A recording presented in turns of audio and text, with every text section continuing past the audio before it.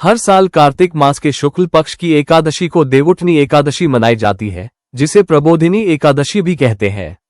हिंदू धर्म में ये तिथि अत्यंत शुभ और पुण्यदायी मानी जाती है। मान्यता है कि इस दिन भगवान विष्णु 4 महीने की योग निद्रा के जागते हैं और दोबारा से सृष्टि का संचालन शुरू करते हैं। इस दिन से सभी शुभ कार्यों की भी शुरुआत हो जाती है। इस दिन व्रत रखने से साधक के पूर्व और वर्तमान जन्म के सारे पाप दूर हो जाते हैं। इस दिन जो भी साधक भगवान विष्णु की विधि विधान से पूजा करता है, उसके घर में सुख समृद्धि आती है और सारे दुख दूर हो जाते हैं। एकदशी व्रत में कथा के पाठ का भी महत्व है। आइए जानते हैं देवउठनी एकदशी व्रत कथा, जिसका पाठ करने से भगवान विष्णु का आशीर्वाद मिलता है। पौराणिक कथा के अनुसार एक समय की बात है। एक राज्य में बहुत धर्मनिष्ठ और न्यायप्रिय राजा हुआ करता था। राज्य के लोग भी बहुत धार्मिक और श्रद्धावान थे। वो लोग महीने में 2 बार आने वाली एकादशी का व्रत करते थे और उस दिन पूरे राज्य में कोई भी अन्न ग्रहण नहीं करता था। फिर चाहे वो मनुष्य हो या पशु पक्षी, सभी इस उपवास का पालन करते थे। इसी राज्य में एक बार दूसरे नगर से एक व्यक्ति नौकरी की तलाश में आया। जब वह राजा के दरबार में पहुंचा तो उसने राजा से नौकरी के लिए कहा। राजा ने उससे कहा कि नौकरी तो मिल जाएगी, लेकिन हमारे राज्य में एक नियम है कि एकदशी के दिन कोई भी अन्न ग्रहण नहीं करता। सभी इस दिन व्रत रखते हैं और फलाहार करते हैं। व्यक्ति ने राजा के इस नियम को स्वीकार कर लिया। कुछ समय बाद एकादशी आए। पूरे राज्य में उपवास का वातावरण था। उस व्यक्ति को भी अन्न नहीं दिया गया, केवल फलाहार ही प्रदान किए। लेकिन उस व्यक्ति को फलाहार से तृप्ति नहीं मिली।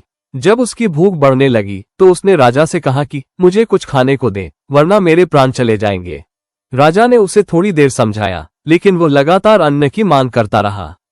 अंत में राजा को दया आ गई और उन्होंने उस व्यक्ति को दाल, चावल, आटा, नमक आदि चीजें दे दी। व्यक्ति खुशी से नदी किनारे चल गया। वहां उसने स्नान किया। इसके बाद भोजन बनाने लगा। जब भोजन तैयार हुआ तो उसने एक आसन लगाया और भगवान विष्णु का ध्यान करते हुए कहा, हे प्रभु, भोजन तैयार है, पहले आप ग्रहण करें, उसके बाद मैं खाऊंगा। उस व्यक्ति की सच्ची भक्ति देख भगवान विष्णु प्रकट हुए और उन्होंने भोजन ग्रहण किया। इसके बाद प्रभु अपने धाम को लौट गए और वो व्यक्ति भी अपने काम में लग गया। अगले बार जब एकदशी आए तो वो फिर राजा के पास गया और ज्यादा अन्न देने की मांग करने लगा। राजा ये सुनकर आश्चर्यचकित हो गए। उन्होंने पूछा, दोगुना अन्न क्यों? व्यक्ति ने सरलता से उत्तर दिया, पिछले बार भगवान विष्णु स्वयं भोजन करने आए थे। आधा अन्न उन्होंने खाया और आधा मैंने, इसलिए पेट पूरा नहीं भर पाया। राजा ये सुनकर हैरान हो गए। उन्होंने मन ही मन सोचा कि मैं तो बरसों से एकादशी का व्रत करता हूँ, फिर भी मुझे भगवान के दर्शन नहीं हुए। यह व्यक्ति कहता है कि उसके बुलाने पर भगवान भोजन करने आ गए। राजा ने इस बात की सच्चाई जानने का निश्चय किया। अगली एकदशी पर वह छिपकर नदी किनारे पहुंच गया। व्यक्ति ने पिछले बार की तरह फिर से नदी किनारे स्नान किया और भोजन तैयार किया। इसके बाद हाथ जोड़कर भगवान को बुलाया, परंतु उस दिन भगवान प्रकट नहीं हुए। उसने बार बार प्रार्थना की, पर कोई चिन्ह नहीं दिखा। आखिर में उसने भगवान से कहा कि यदि आप नहीं आए तो मैं अपने प्राण त्याग दूंगा। वो जैसे ही नदी में कूदने को था, उसी समय भगवान विष्णु प्रकट हो गए।